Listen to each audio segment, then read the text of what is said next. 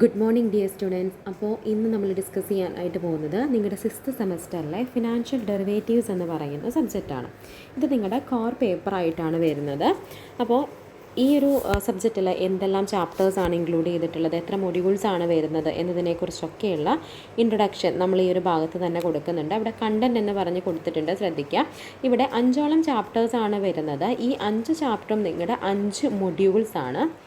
5 മൊഡ്യൂളിൻ്റെ ഡീറ്റെയിൽസും ഈ ഒരു PPTയിൽ തന്നെ കൊടുത്തിട്ടുണ്ട്. അപ്പോൾ നമ്മൾ ഇന്ന് ഡിസ്കസ് ചെയ്യാനായിട്ട് പോകുന്നത് ചാപ്റ്റർ 1 ഫിനാൻഷ്യൽ ഡെറിവേറ്റീവ്സ് എന്നുള്ളതാണ്. അപ്പോൾ ഡെറിവേറ്റീവ്സ് എന്താണ് എന്ന് പറഞ്ഞ് സ്റ്റാർട്ട് ചെയ്തുകൊണ്ടാണ് നമ്മൾ എന്ത് ചെയ്തത്, ഫിനാൻഷ്യൽ ഡെറിവേറ്റീവ് എന്ന് പറയുന്ന കൺസെപ്റ്റിലേക്ക് പോകുന്നത്. അപ്പോൾ ഡെറിവേറ്റീവ് എന്താണ്, അല്ലെങ്കിൽ അതിൻ്റെ ഇൻസ്ട്രുമെൻറ്റ്സ് എന്താണെന്നുള്ളത് നമ്മൾ ഫിനാൻഷ്യൽ മാർക്കറ്റ് ആൻഡ് സർവീസ് എന്ന് പറയുന്ന നമ്മുടെ പ്രീവിയസ് സെമസ്റ്ററിൽ നമ്മൾ നോക്കിയിട്ടുണ്ട്. നമ്മൾ ചെറിയൊരു രീതിയിൽ പറഞ്ഞിട്ടുണ്ടായിരുന്നു. ഈ പ്രാവശ്യം നമുക്കത് പഠിക്കാനായിട്ടുള്ളത് ഒരു സബ്ജക്റ്റ് ആയിട്ടാണ്. 80 മാർക്കിനായിരിക്കും നിങ്ങളുടെ ക്വസ്റ്റ്യൻ പേപ്പർ വരിക. അതുപോലെ തന്നെ ഇൻറ്റേർണൽ 20 മാർക്കിനാണെന്നുള്ളത് മനസ്സിലാക്കുക. വളരെ ഇൻട്രസ്റ്റിംഗ് ആയിട്ടുള്ള നല്ലൊരു സബ്ജക്റ്റാണ് ഡെറിവേറ്റീവ് എന്ന് പറയുന്നത്. നല്ല അടിപൊളിയായിട്ട് നമുക്ക് പഠിക്കാൻ വേണ്ടി പറ്റുന്ന ഒരു സംഭവമാണ്. നിങ്ങൾ ഇതുവരെ കേട്ടിട്ടില്ലാത്ത ഒരു കൺസെപ്റ്റാണ് ഡെറിവേറ്റീവ് എന്ന് പറയുന്നത്. ഇപ്പോൾ എത്രയൊക്കെ നമ്മൾ ചെറിയൊരു ഇൻട്രഡക്ഷൻ തന്നു എന്ന് പറഞ്ഞാലും നിങ്ങൾക്ക് നന്നായിട്ട് മനസ്സിലാവണം എന്നുണ്ടെന്നുണ്ടെങ്കിൽ ഈ ഒരു സബ്ജക്റ്റ് പഠിച്ചു കഴിയുമ്പോഴേക്കും നിങ്ങൾക്ക് എന്താണ് ഡെറിവേറ്റീവ് എന്നതിനെക്കുറിച്ച് നിങ്ങൾക്ക് നല്ല പ്രോപ്പറായിട്ടുള്ള ഒരു ഐഡിയ ഉണ്ടായിരിക്കും. അപ്പോൾ ഡെറിവേറ്റീവ് എന്താണെന്ന് നോക്കുന്നു, അതിൻ്റെ കുറച്ച് റിലേറ്റഡ് ആയിട്ടുള്ള ടോപ്പിക്സ് നോക്കുന്നു, അതിനുശേഷം നമ്മൾ ഫിനാൻഷ്യൽ ഡെറിവേറ്റീവ് എന്താണെന്നുള്ളത് നോക്കുന്നു. അപ്പോൾ മെയിനായിട്ട് 2 ടോപ്പിക്കാണ് ഈ ചാപ്റ്ററിൽ വരുന്നത്, ഡെറിവേറ്റീവും അതുപോലെ തന്നെ ഫിനാൻഷ്യൽ ഡെറിവേറ്റീവും. ഇതിൻ്റെ സബ് ടോപ്പിക്സുമാണ് ഇതിൽ വരുന്നത്. അപ്പോൾ എന്താണ് ഡെറിവേറ്റീവ് എന്നുള്ള കാര്യം നമുക്ക് നോക്കാം. ഇവിടെ പറയുന്നുണ്ട്, derivatives come from the verb derive. എന്തിനാണ് വന്നിട്ടുള്ളത്? ഡിറൈവ് എന്ന് പറയുന്ന ഒരു വെർബിൽ നിന്നാണ് ഡെറിവേറ്റീവ് വന്നിട്ടുള്ളത്. ഇതൊരു ഇൻട്രൊഡക്ഷൻ ആണ്. ഇനി നെക്സ്റ്റ് പറയുന്നത് എന്താണ്? It indicate that it has no independent value. ഡെറിവേറ്റീവിന് എന്തില്ലെന്നാണ് പറയുന്നത്? ഒരു ഇൻഡിപെൻഡൻ്റ് ആയിട്ടുള്ള വാല്യൂ ഇല്ല, അതിന് അതിൻ്റേതായിട്ടുള്ളൊരു വാല്യൂ ഇല്ല, അത് ഡിപ്പെൻഡൻ്റ് ആണ്. അങ്ങനെ പറയണം എന്നുണ്ടെങ്കിൽ നമുക്ക് എന്ത് വേണം? ഒരു എക്സാമ്പിൾ വേണം അല്ലേ? ഇവിടെ എന്ത് എക്സാമ്പിളാണ് പറഞ്ഞിട്ടുള്ളത്? The value of oil depends on coconut. എന്തിൻ്റെ ഡിപ്പെൻഡ് ചെയ്തിട്ടാണ് വെളിച്ചെണ്ണയുടെ വില ഇരിക്കുന്നത്? തേങ്ങയെ ബേസ് ചെയ്തിട്ടാണ്, അല്ലെങ്കിൽ ഡിപ്പെൻഡ് ചെയ്തിട്ടാണ് എന്ത് ചെയ്യുന്നത്? വെളിച്ചെണ്ണയുടെ വില എന്ന് പറയുന്നത്. ഇവിടെ ഓയിൽ എന്ന് പറയുന്നത് എന്താണ്? ഒരു ഡെറിവേറ്റീവാണ്. ഇൻഡിപെൻഡൻറ്റ് വാല്യൂ ഇല്ലാത്ത ഒരു ഡെറിവേറ്റീവാണ് എന്തെന്ന് പറയുന്നത്?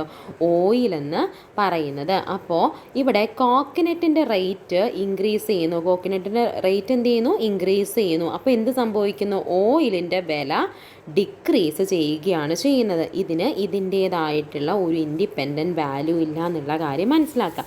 ഇനി വേറൊരു എക്സാമ്പിൾ പറയുകയാണെന്നുണ്ടെങ്കിൽ പാലും അതുപോലെ തന്നെ തൈരും എന്ന് പറയുന്നത്. പാലുണ്ടായതിന് ശേഷമാണ് തൈര് ഉണ്ടാവുന്നത് അല്ലേ? അപ്പോൾ പാലിൻ്റെ വില കൂടുന്ന അനുസരിച്ച് തൈരിൻ്റെ വില എന്ത് ചെയ്യും? ഇൻക്രീസ് ചെയ്യും. പാലിൻ്റെ വില കുറയുന്ന അനുസരിച്ച് തൈരിൻ്റെ വില എന്ത് ചെയ്യും? ഡിക്രീസ് ചെയ്യും. അതായത് ഒരു പ്രൊഡക്റ്റിനെ ഡിപ്പെൻഡ് ചെയ്തിരിക്കുന്നത് എന്താണോ അതിനെയാണ് നമ്മൾ ഡെറിവേറ്റീവ് എന്ന് പറയുന്നത്. സ്വന്തമായിട്ട് അതിന് അതിൻ്റേതായിട്ടുള്ളൊരു വാല്യൂ ഇല്ല എന്നുണ്ടെങ്കിൽ അതാണ് എന്തെന്ന് പറയുന്നത്? ഡെറിവേറ്റീവ് എന്ന് പറയുന്നത്. അപ്പോൾ ഇവിടെ മനസ്സിലാക്കുക, ഡിറൈവ് എന്ന് പറയുന്ന ഒരു വെർബിൽ നിന്നാണ് ഡെറിവേറ്റീവ് ഉണ്ടായിട്ടുള്ളത്. അതുപോലെ തന്നെ ഇതിനൊരു ഇൻഡിപെൻഡൻറ്റ് വാല്യൂ വരുന്നില്ല എന്നുള്ളത് മനസ്സിലാക്കുക. ഇനി ഇവിടെ പറയുന്നുണ്ട്, നമ്മൾ ഇതൊരു കോമൺ സെൻസിലാണ് പറഞ്ഞിട്ടുള്ളത്. എന്താണ് നോർമലി ഒരു ഡെറിവേറ്റീവ് എന്ന് പറഞ്ഞാൽ?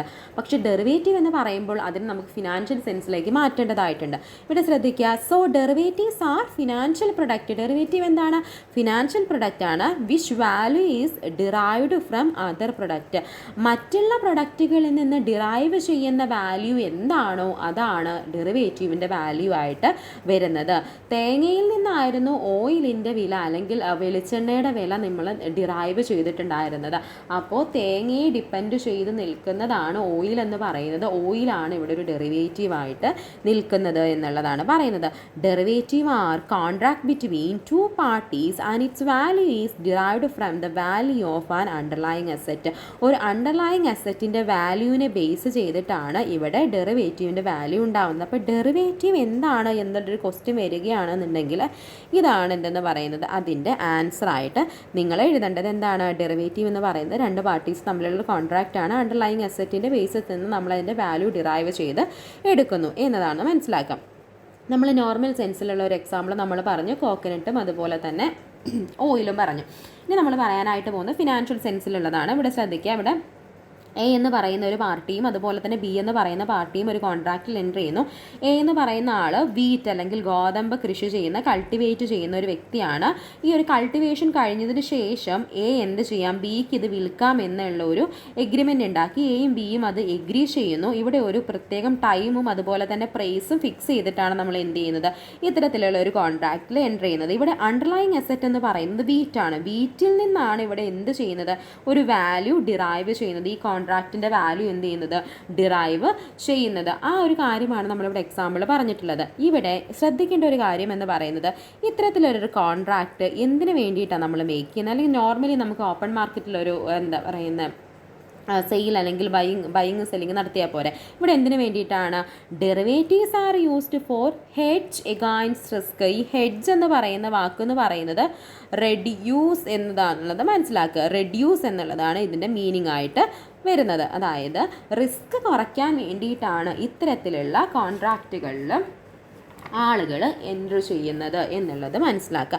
അപ്പോൾ ഇതിനെയെല്ലാം ബേസ് ചെയ്തുകൊണ്ട് നമ്മൾ എന്ത് നോക്കാനായിട്ട് പോവുകയാണ്, ഇതിൻ്റെ ക്യാരക്ടറിസ്റ്റിക്സ് നോക്കാനായിട്ട് പോവുകയാണ്. അപ്പോൾ ക്യാരക്ടറിസ്റ്റിക്സ് ഓഫ് ഡെറിവേറ്റീവ് എന്ന് പറഞ്ഞാൽ ഇവിടെ ഒരു അണ്ടർലൈങ് അസറ്റ് വരുന്നുണ്ട്. നമ്മൾ ഓൾറെഡി എക്സാമ്പിൾ നോക്കിയപ്പോൾ നമ്മൾ പറഞ്ഞു അണ്ടർലൈങ് അസറ്റ് വരുന്നുണ്ട്.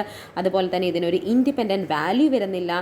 പ്രീ ഡിഫൈൻഡ് ആയിട്ടുള്ള ഒരു പീരീഡിലേക്കായിരിക്കും ഈ ഒരു കോൺട്രാക്റ്റ്. അതുപോലെ തന്നെ കോൺട്രാക്റ്റിൻ്റെ ഫുൾഫിൽമെൻറ്റ്, അതായത് പറഞ്ഞിരിക്കുന്ന സമയം കഴിഞ്ഞാൽ കോൺട്രാക്റ്റ് അവിടെ അവസാനിച്ചു അല്ലെങ്കിൽ ഫുൾഫിൽ ചെയ്യുന്നു എന്നുള്ളതാണ്. ഹെഡ്ജിങ് റിസ്ക് എന്ന് പറഞ്ഞാൽ എന്താണ്, റിസ്ക് റെഡ്യൂസ് ചെയ്യുന്നു. അതുപോലെ തന്നെ of balance sheet instrument, balance ഷീറ്റിൽ ഇൻക്ലൂഡ് ചെയ്യാത്തൊരു അല്ലെങ്കിൽ ഒരു ഐറ്റമാണ് ഡെറിവേറ്റീവ് എന്ന് പറയുന്നത്. അതുപോലെ തന്നെ സെക്കൻഡറി മാർക്കറ്റ് ഇൻസ്ട്രുമെൻ്റ് ആണ് ഈ ഒരു ഡെറിവേറ്റീവ് എന്ന് പറയുന്നത്. അപ്പോൾ ഇത്രയുമാണ് ഇതിൻ്റെ ക്യാരക്ടറിസ്റ്റിക്സ് ആയിട്ട് പറയുന്നത്. നമ്മൾ കോമൺ ആയിട്ടുള്ള പോയിന്റ്സ് തന്നെയാണ് നമ്മുടെ ക്യാരക്ടറിസ്റ്റിക്സ്. നെക്സ്റ്റ് പറയുന്നത് ഹിസ്റ്ററിയാണ്. അത്ര ഇമ്പോർട്ടൻ്റ് എന്നല്ല, തീരെ ഇമ്പോർട്ടൻ്റ് അല്ലാത്തൊരു ഏരിയ ആണ്. ജസ്റ്റ് ഇവിടെ ഒന്ന് തന്നു എന്നുള്ളത് മാത്രമേ ഉള്ളൂ. അത് നിങ്ങളൊന്ന് റീഡ് ചെയ്താൽ മതി. ഹിസ്റ്ററി എന്ന് പറയുന്നത് ഹിസ്റ്ററി ഓഫ് ഡെറിവേറ്റീവ്സ്, എങ്ങനെയാണ് ഡെറിവേറ്റീവ് വന്നിട്ടുള്ളത്, ചെറിയൊരു കാര്യമാണ് പറയുന്നത്. അതത്ര ഇമ്പോർട്ടൻ്റ് അല്ലാത്തത് കൊണ്ട് അത് നമ്മൾ പറയുന്നില്ല.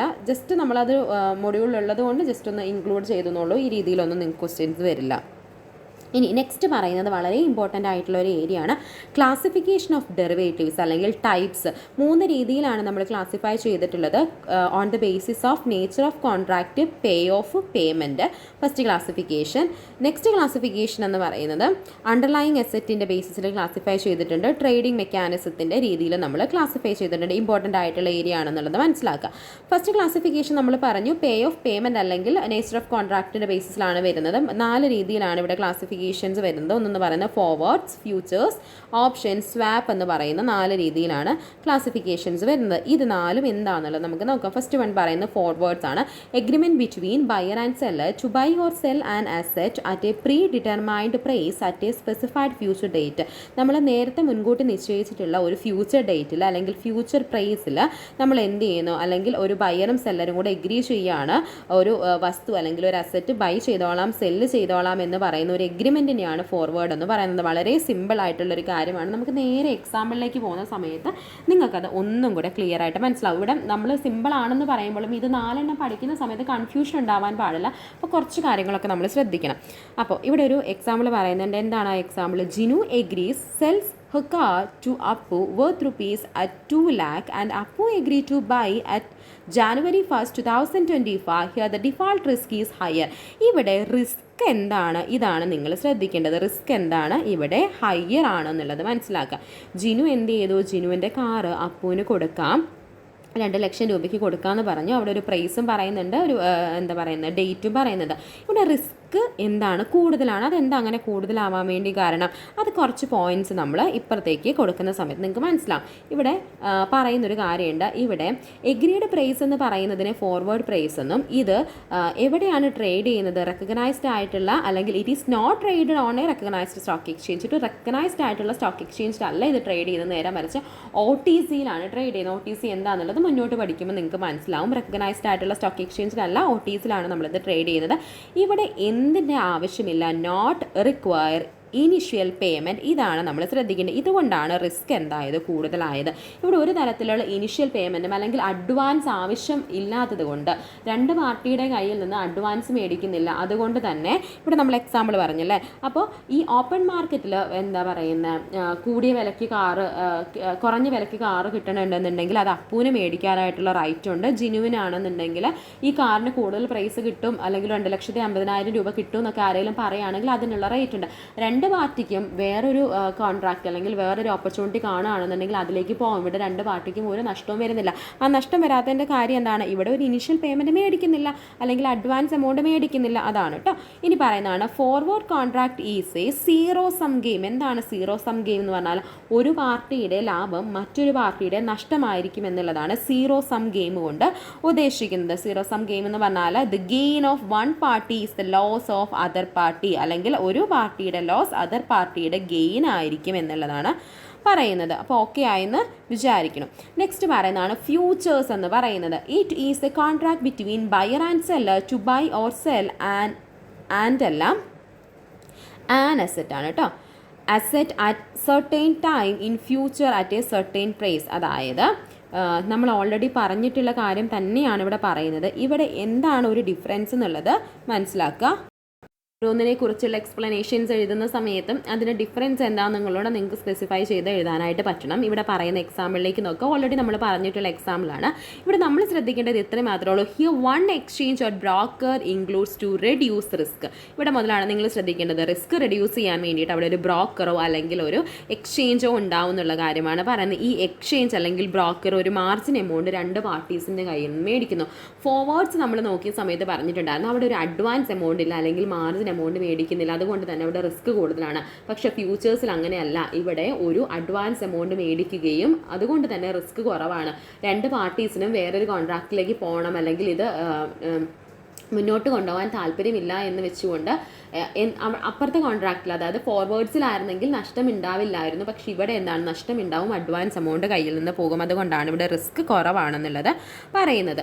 നെക്സ്റ്റ് പറയുന്നതാണ് ഓപ്ഷൻ എന്ന് പറയുന്നത്. ഓപ്ഷൻ എന്ന് പറഞ്ഞിട്ടുണ്ടെങ്കിൽ തന്നെ എന്താണ് ഓപ്ഷൻ എന്ന് പറഞ്ഞാൽ എന്താണ്, നമുക്ക് മറ്റുള്ള ചില കാര്യങ്ങൾ അവിടെ അവൈലബിൾ ആണ് അല്ലെങ്കിൽ നമുക്ക് ചൂസ് ചെയ്യാനായിട്ട് പറ്റുമെന്നുള്ളതാണ്. അതായത് നമുക്ക് തോന്നിയാൽ മാത്രം ആ ഒരു കോൺട്രാക്റ്റിൽ നിന്നാൽ മതി, അല്ലെങ്കിൽ നമുക്ക് താല്പര്യമില്ലെങ്കിൽ നമുക്ക് അതിൽ നിന്ന് പോകാനായിട്ട് പറ്റുമെന്നുള്ളതാണ് ഈ ഓപ്ഷൻ. ഓപ്ഷൻ്റെ മീനിങ് തന്നെയാണ്, അല്ലെങ്കിൽ ഓപ്ഷൻ എന്ന് പറയുന്ന വാക്കുകൊണ്ട് എന്ത് ഉദ്ദേശിക്കുന്നു അത് തന്നെയാണ് ഇതിൻ്റെ മീനിങ് എന്ന് പറയുന്നത്.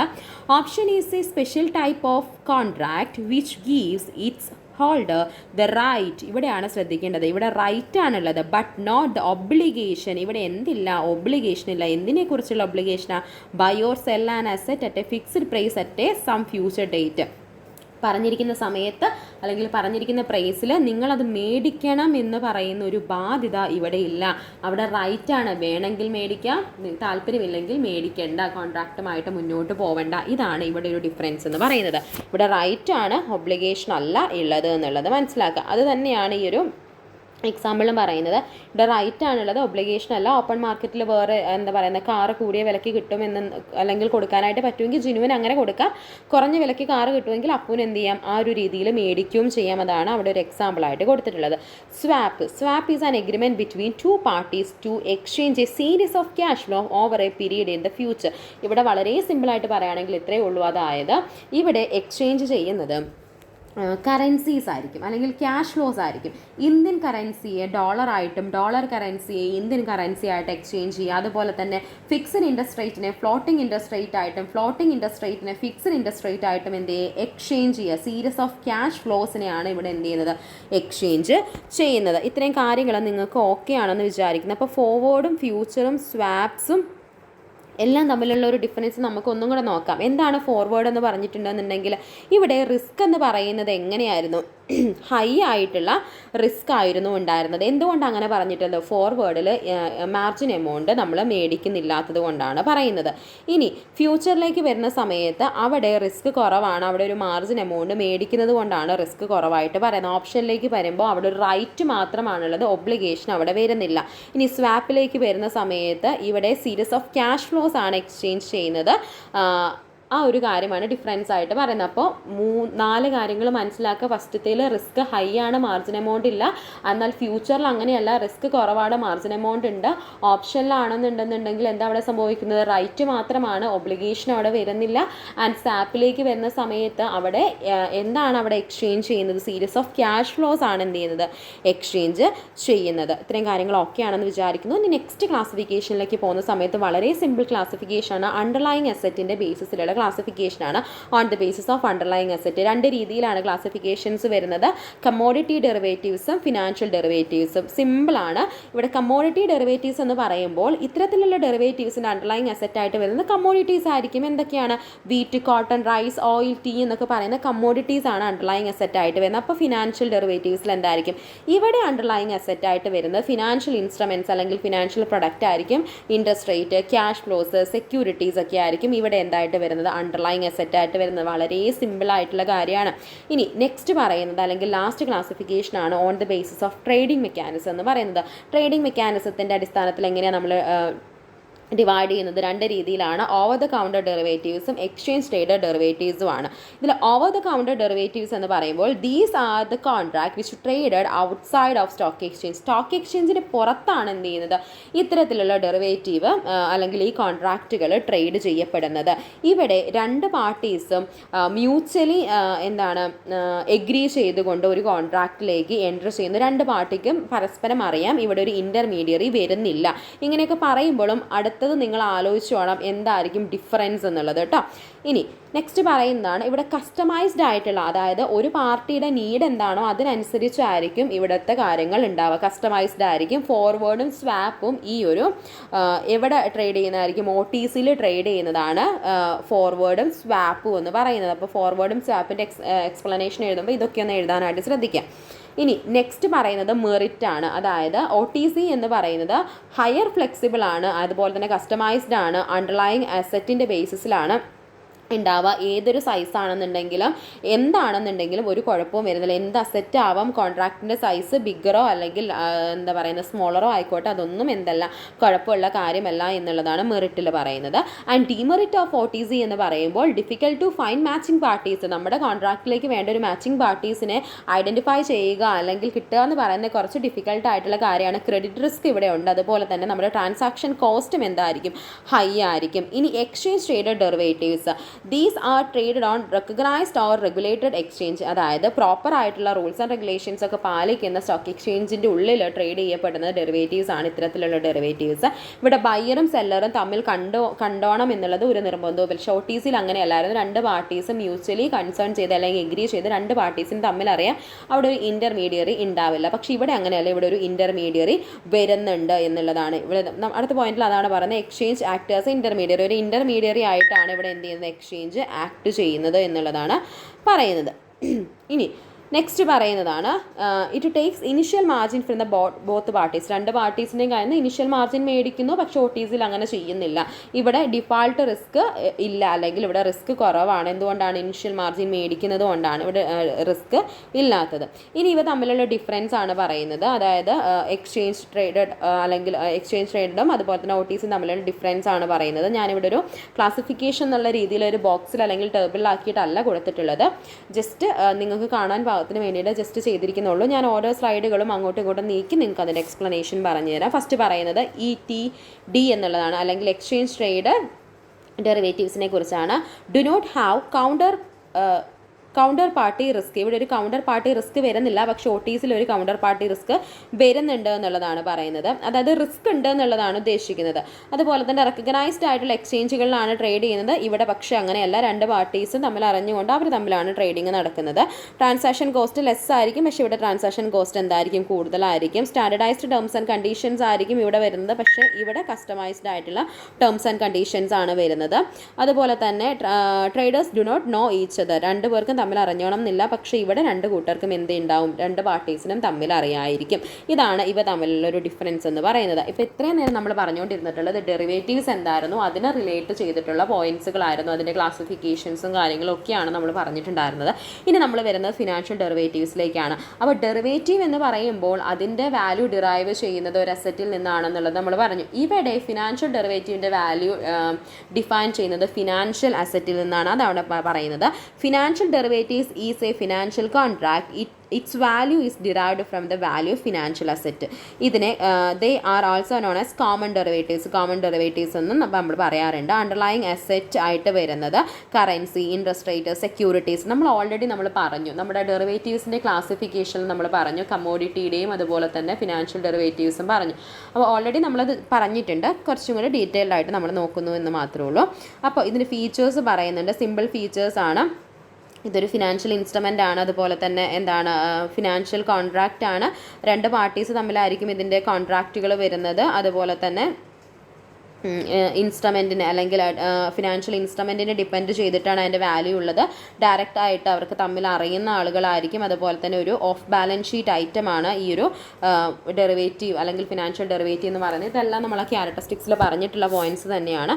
ഈ ടൈപ്സ് ഓഫ് ഫിനാൻഷ്യൽ ഡെറിവേറ്റീവ്സ്, ഈ ടൈപ്സ് ഓഫ് ഫിനാൻഷ്യൽ ഡെറിവേറ്റീവ്സ് പറയുന്ന സമയത്ത് എന്താണോ നമ്മൾ ഹെഡിങ് പറയുന്നത്, ആ ഹെഡിങ് ആയിരിക്കും അതിൻ്റെ അണ്ടർലൈങ് അസറ്റ് ആയിട്ട് വരുന്നത് എന്നുള്ളത് മാത്രം മനസ്സിലാക്കുക. അതായത് കറൻസി ഡെറിവേറ്റീവ്സിനെ കുറിച്ച് പറയുന്ന സമയത്ത് ഇവിടെ കറൻസീസ് ആണ് അണ്ടർലൈങ് അസറ്റ് ആയിട്ട് വരുന്നത്. Exchange trade between various currencies of the derivatives is called currency. അതായത് നിങ്ങൾക്കത് മുഴുവനായിട്ട് കാണാൻ ഡിഫിക്കൽട്ട് ഉണ്ട്, അതായത് മുഴുവനായിട്ട് ആ ഒരു സ്ലൈഡിലേക്ക് വന്നിട്ടില്ല. അതാണ് ഞാൻ ജസ്റ്റ് അതെന്താണെന്നുള്ളതൊന്ന് റീഡ് ചെയ്യാം. Exchange rate between various currencies can form the basis of derivatives is called currency derivatives. അതായത് US dollar, Canadian dollar, Singapore dollar, euro, yen എന്നൊക്കെ പറയുന്നതാണ് ഇതിൻ്റെ അണ്ടർലൈങ് അസറ്റ് ആയിട്ട് വരുന്നത്. നെക്സ്റ്റ് പറയുന്നത് ഇൻട്രസ്റ്റ് റേറ്റ് ആണ്. In this type of derivatives, the underlying asset is interest rate. Interest rate ആയിരിക്കും ഇതിൻ്റെ അണ്ടർലൈങ് അസറ്റ് ആയിട്ട് വരുന്നത്. അത് ഓൾറെഡി നമ്മൾ പറഞ്ഞിട്ടുള്ളൊരു കേസ് തന്നെയാണ്. ഇനി ഇക്വിറ്റി ഡെറിവേറ്റീവ്സ്, ഇവിടെ അണ്ടർലൈങ് അസറ്റ് എന്ന് പറയുന്നത് എന്താണ്, ഇക്വിറ്റി സ്റ്റോക്സ് ആണ് അണ്ടർലൈങ് അസറ്റ് ആയിട്ട് വരുന്നത്. അതുപോലെ തന്നെ സ്റ്റോക്ക് ഇൻഡീസ് ഡെറിവേറ്റീവ്സിലാണെങ്കിൽ മാർക്കറ്റ് ഇൻഡെക്സ് ആണ് അണ്ടർലൈങ് അസറ്റ് ആയിട്ട് വരുന്നത്. അടുത്ത ക്ലാസിഫിക്കേഷനാണ് പറയുന്നത് ക്രെഡിറ്റ് ഡെറിവേറ്റീവ്സ്. ഈ ഒരു ക്രെഡിറ്റ് ഡെറിവേറ്റീവ്സ് എന്ന് പറയുന്ന സമയത്ത് നമ്മൾ കടം കൊടുക്കുമ്പോൾ അല്ലെങ്കിൽ വാങ്ങുന്ന സമയത്തൊക്കെ നമുക്ക് വരുന്ന റിസ്കിനെ റെഡ്യൂസ് ചെയ്യാൻ വേണ്ടിയിട്ടുള്ള ഡെറിവേറ്റീവ്സ് ആണ് ഈ ഒരു ക്രെഡിറ്റ് ഡെറിവേറ്റീവ്സ് എന്ന് പറയുന്നത്. ഈ ലാസ്റ്റ് ആറാമത്തെ പോയിന്റ് പറയുന്നത് ലീപ്സ് എന്നുള്ളതാണ് കേട്ടോ. ഇവിടെ 2 പ്രാവശ്യം അത് വന്നിട്ടുണ്ട്, നിങ്ങളിത് മാത്രം ശ്രദ്ധിക്കുക. ഈ ഒരു ഭാഗമല്ല. Leaps it means long term equity anticipation securities. അതായത് ഈ ലീപ്സ് എന്ന് പറയുന്ന സമയത്ത് ഒരു മെച്യൂരിറ്റി പീരീഡ് ഏകദേശം 3 വർഷത്തോളം ഒക്കെ വരുന്നതാണ് ലീപ്സ് എന്ന് പറയുന്നത്. നെക്സ്റ്റ് പറയുന്നത് ബാസ്ക്കറ്റ്സ് ആണ്. ബാസ്ക്കറ്റ് എന്ന് പറയുന്ന സമയത്ത് ഒരു ഗ്രൂപ്പ് ഓഫ് അസറ്റ്സ് ആണ് എന്തെന്ന് പറയുന്നത് ബാസ്ക്കറ്റ്സ് കൊണ്ട് ഉദ്ദേശിക്കുന്നത്. കൺവേർട്ടബിൾസ് എന്ന് പറയുകയാണെന്നുണ്ടെങ്കിൽ ഇക്വിറ്റി ഷെയർസിന് പ്രിഫറൻസ് ഷെയർസ് ആയിട്ടും പ്രിഫറൻസ് ഷെയർസിന് ഇക്വിറ്റി ഷെയർസ് ഒക്കെ ആയിട്ട് കൺവേർട്ട് ചെയ്യാനായിട്ട് പറ്റുന്ന ഒരു ഹൈബ്രിഡ് സെക്യൂരിറ്റീസ് ആണ് എന്തെന്ന് പറയുന്നത് ഈ കൺവേർട്ടബിൾസ് എന്ന് പറയുന്നത്. പിന്നെ പറയുന്നത് നീഡ്സ് ഇമ്പോർട്ടൻറ്റ് യൂസസ് ഓഫ് ഡെറിവേറ്റീവ്സിൻ്റെ നീഡ്സ് ഇമ്പോർട്ടൻസ്, അതുപോലെ തന്നെ യൂസസ്. സിമ്പിൾ പോയിന്റ്സ് ആണ്. റിസ്കിനെ ഹെഡ്ജ് ചെയ്യുന്നു, അതുപോലെ തന്നെ ലിക്വിഡിറ്റി, അതായത് അണ്ടർലൈങ് അസറ്റിൻ്റെ ലിക്വിഡിറ്റി എന്ത് ചെയ്യുന്നു, ഇൻക്രീസ് ചെയ്യുന്നുണ്ട്. അതുപോലെ തന്നെ ഫ്യൂച്ചർ ക്യാഷ് ഫ്ലോയിനെ നമുക്ക് പ്രെഡിക്റ്റ് ചെയ്യാനായിട്ട് പറ്റുന്നു. ഇവിടെ സ്പെക്കുലേഷൻ വഴി പ്രോഫിറ്റ് ക്രിയേറ്റ് ചെയ്യാനായിട്ട് നമുക്ക് സാധിക്കുന്നുണ്ട്. അതൊക്കെയാണ് എന്തെന്ന് പറയുന്നത് നീഡ്സ് ആയിട്ട് പറയുന്ന പോയിന്റ്സ് എന്ന് പറയുന്നത്. നെക്സ്റ്റ് പറയുന്നത് ഇനി അങ്ങോട്ട് പറയുന്നതെല്ലാം ജസ്റ്റ് നിങ്ങൾക്ക് റീഡ് ചെയ്താലും മനസ്സിലാവുന്ന പോയിന്റ്സ് ആണ്. നമ്മൾ അധികം എക്സ്പ്ലനേഷനിലേക്ക് പോകുന്നില്ല. എക്കണോമിക് ഫംഗ്ഷൻസ് ഓഫ് ഡെറിവേറ്റീവ്സിൻ്റെ എക്കണോമിക് ഫംഗ്ഷൻസിനെ കുറിച്ചാണ് പറയുന്നത്. Risk management, income generation, trading efficiency, achievement of investment goals, reduced transaction cost. ഇതിനെക്കുറിച്ചൊക്കെ കൂടുതൽ എക്സ്പ്ലെയിൻ ചെയ്യേണ്ട ആവശ്യമുണ്ടോ? ഇവിടെ എന്താ പറയുന്നത്, റിസ്ക് റെഡ്യൂസ് ചെയ്യുന്നുണ്ട്, ഇൻകം ജനറേറ്റ് ചെയ്യുന്നു, എഫിഷ്യൻസി ട്രേഡിങ്ങിലുള്ള എഫിഷ്യൻസി ഇൻക്രീസ് ചെയ്യുന്നു, അതുപോലെ തന്നെ ഗോൾസ് അച്ചീവ് ചെയ്യാനായിട്ട്, അതുപോലെ തന്നെ ട്രാൻസാക്ഷൻ കോസ്റ്റ് എന്ത് ചെയ്യുന്നു, റെഡ്യൂസ് ചെയ്യുന്നുണ്ട് എന്നുള്ളതൊക്കെയാണ് പറയുന്നത്. നെക്സ്റ്റ് പറയുന്നത് സർക്കംസ്റ്റാൻസസ് ഓഫ് ലിമിറ്റേഷൻസ്. പലതരത്തിലുള്ള ലിമിറ്റേഷൻസ് ഉണ്ട്, അല്ലെങ്കിൽ സർക്കംസ്റ്റാൻസസ് എന്തിന് വരുന്നുണ്ട്, ഡെറിവേറ്റീവ്സിന് വരുന്നുണ്ട്. ആദ്യം പറയുന്നത് ഇൻക്രീസ്ഡ് വൊളാറ്റിലിറ്റി എന്ത് ചെയ്യുന്നുണ്ട്, ഇൻക്രീസ് വരുന്നുണ്ട്. അതായത് സ്റ്റേബിൾ ആയിരിക്കില്ല, പ്രൈസിൽ എന്തുണ്ടായിരിക്കും, ഓരോ ടൈമിലും ചേഞ്ചസ് ഉണ്ടായിരിക്കും എന്നുള്ളതാണ് പറയുന്നത്. അതുപോലെ തന്നെ ഇൻക്രീസ്ഡ് റെഗുലേറ്ററി ബേർഡൻ, അതായത് റൂൾസ് ആൻഡ് റെഗുലേഷൻസിൻ്റെ ഉണ്ടാവുന്ന ബേർഡനാണ് റെഗുലേറ്ററി ബേർഡൻ കൊണ്ട് ഉദ്ദേശിക്കുന്നത്. എൻഹാൻസ്മെൻറ്റ് ഓഫ് റിസ്കിനെ എൻഹാൻസ് ചെയ്യുന്നുണ്ട്, അതായത് റിസ്ക് കൂടുന്നുണ്ട്. സ്പെക്കുലേറ്റീവ് ആൻഡ് ഗാംബ്ലിംഗ് മോട്ടീവ്സ്, ഈ സ്പെക്കുലേഷൻ അല്ലെങ്കിൽ ഗാംബ്ലിംഗ് എന്നൊക്കെ പറയുന്നത് ഇല്ലീഗൽ ആയിട്ടുള്ളൊരു രീതിയാണ്. അപ്പോൾ അതിനെ എന്ത് ചെയ്യുന്നു, ഒന്നും കൂടെ മോട്ടിവേറ്റ് ചെയ്യുന്ന ഒരു സംഭവമാണ് ഡെറിവേറ്റീവ് എന്ന് പറയുന്നത്. അതുപോലെ തന്നെ ഇൻസ്റ്റബിലിറ്റി ഓഫ് ഫിനാൻഷ്യൽ സിസ്റ്റം, നമ്മുടെ ഫിനാൻഷ്യൽ സിസ്റ്റത്തിൽ ഇൻസ്റ്റബിലിറ്റി വരും. അതായത് ഈ സ്പെക്കുലേഷൻസും ഗാംബ്ലിങ്ങും ഒക്കെ ഉണ്ടാകുന്ന സമയത്ത് നമ്മുടെ പ്രോപ്പറായിട്ടുള്ള ഫിനാൻഷ്യൽ സിസ്റ്റത്തിൽ എന്താണ് സ്റ്റെബിലിറ്റി ഉണ്ടാവാതെ വരിക എന്നുള്ളതാണ് ആ ഒരു പോയിന്റിൽ ഉദ്ദേശിക്കുന്നത്. ഇനി ലാസ്റ്റ് ഫൈനലായിട്ട് പറയുന്നത് റിസ്ക് ഇൻവോൾവ്ഡ് ഇൻ ഡെറിവേറ്റീവ്സിലുള്ള എന്തെല്ലാം റിസ്കുകളാണ്. കൗണ്ടർ പാർട്ടി റിസ്ക് വരുന്നുണ്ട്. ഈ കൗണ്ടർ പാർട്ടി റിസ്ക് എന്നൊക്കെ പറയുന്ന സമയത്ത് ഇത് എവിടെ വരുന്നതാണെന്നുള്ളത് മനസ്സിലാക്കണം. നമ്മൾ മാർജിൻ എമൗണ്ട് ഒന്നും മേടിക്കാത്ത സമയത്ത് വരുന്നതാണ് കൗണ്ടർ പാർട്ടി റിസ്ക്. അതുപോലെ തന്നെ market risk, credit risk, operation risk, Inter connection risk, liquidity risk, ഇതെല്ലാം എവിടെ ഉണ്ടാവുന്നതാണ്, ഈ ഒരു ഡെറിവേറ്റീവിൽ ഉണ്ടാകുന്ന റിസ്കുകളാണ്. ഇതൊക്കെ നിങ്ങൾക്ക് പഠിക്കാൻ വളരെ എളുപ്പമായിട്ടുള്ള ആണ്. കൗണ്ടർ പാർട്ടി റിസ്ക് എന്താണ്, മാർക്കറ്റ് റിസ്ക് എന്താണെന്നുള്ളതൊക്കെ. അപ്പോൾ ഇത്രയും കാര്യങ്ങളാണ് നമുക്ക് ഈ ഒരു ചാപ്റ്ററിൽ ഡിസ്കസ് ചെയ്യാനായിട്ടുള്ളത്. അപ്പോൾ നമ്മൾ ഓരോ മൊഡ്യൂളിനെ കുറിച്ചും ഈ ഒരു ഇൻട്രൊഡക്ഷൻ പാർട്ടിൽ പറഞ്ഞിട്ടുണ്ട്. അപ്പോൾ ഇതോടുകൂടി നമ്മുടെ ഫസ്റ്റ് മൊഡ്യൂൾ കംപ്ലീറ്റ് ചെയ്യാണ്. നമ്മൾ ഡെറിവേറ്റീവ് എന്താണെന്നുള്ളതും അത് റിലേറ്റഡ് ആയിട്ടുള്ള പല കാര്യങ്ങളും, അതായത് അതിൻ്റെ ക്യാരക്ടറിസ്റ്റിക്സ്, ഹിസ്റ്ററി നമ്മൾ ഇമ്പോർട്ടൻ്റ് അല്ല എന്നുള്ളത് പറഞ്ഞിട്ടുണ്ട്. ക്ലാസിഫിക്കേഷൻസ് വളരെ ഇമ്പോർട്ടൻ്റ് ആണ്. ഒരു കാരണവശാലും നിങ്ങൾ സ്കിപ്പ് ചെയ്യാനായിട്ട് പാടില്ല. ക്ലാസിഫിക്കേഷൻസ് ഒരു കാരണവശാലും സ്കിപ്പ് ചെയ്യാനായിട്ട് പാടില്ല. ഓരോ ക്ലാസിഫിക്കേഷൻസ് നമ്മൾ ഡീറ്റെയിൽഡ് ആയിട്ട് പറഞ്ഞിട്ടുണ്ട്. പിന്നെ അതുപോലെ തന്നെ OTCയുടെ മെറിറ്റ്സ്, ഡിമെറിറ്റ്സ് നമ്മൾ പറഞ്ഞു. അതുപോലെ തന്നെ എക്സ്ചേഞ്ച് ട്രേഡഡ് എന്താണെന്നുള്ളത് പറഞ്ഞു. ഇവ തമ്മിലുള്ള ഡിഫറൻസ് വിട്ടു പോകരുത്. 2 പോയിന്റ്സും നല്ല രീതിയിൽ തന്നെ പഠിക്കുക. പിന്നെ വരുന്നത് മെയിൻ പോയിന്റ് ആയിട്ടുള്ള ഫിനാൻഷ്യൽ ഡെറിവേറ്റീവ്സിലേക്കാണ്. ആ ഫിനാൻഷ്യൽ ഡെറിവേറ്റീവിലുള്ള അതിൻ്റെ ഫീച്ചേഴ്സ്, അതുപോലെ തന്നെ എന്തെല്ലാം ടൈപ്പുകളാണ് അതിനകത്ത് വരുന്നത്, ഈ ടൈപ്പിൻ്റെ എല്ലാം പ്രത്യേകത, അതിൻ്റെ അണ്ടർലൈങ് അസെറ്റ്, അതിൻ്റെ ഹെഡിങ് തന്നെയായിരിക്കും അണ്ടർലൈങ് അസെറ്റ് ആയിട്ട് വരുന്നത്. ചിലതിൽ മാത്രമേ ഡിഫറൻസസ് വരുന്നുള്ളൂ. അതുപോലെ തന്നെ നീഡ്സ്, ഇമ്പോർട്ടൻസ്, അതുപോലെ തന്നെ economic functions of derivatives, circumstances or limitations, risk involved in derivatives, ഇത്രയും പോയിന്റ് ആയിരുന്നു നമ്മൾ പറഞ്ഞിട്ടുണ്ടായിരുന്നത്. നിങ്ങൾക്ക് ഇത്രയും മനസ്സിലായെന്ന് വിചാരിക്കുന്നു. നിങ്ങൾ എന്തെങ്കിലും ഡൗട്ട് ഉണ്ടെന്നുണ്ടെങ്കിൽ ചോദിക്കുക. Thank you.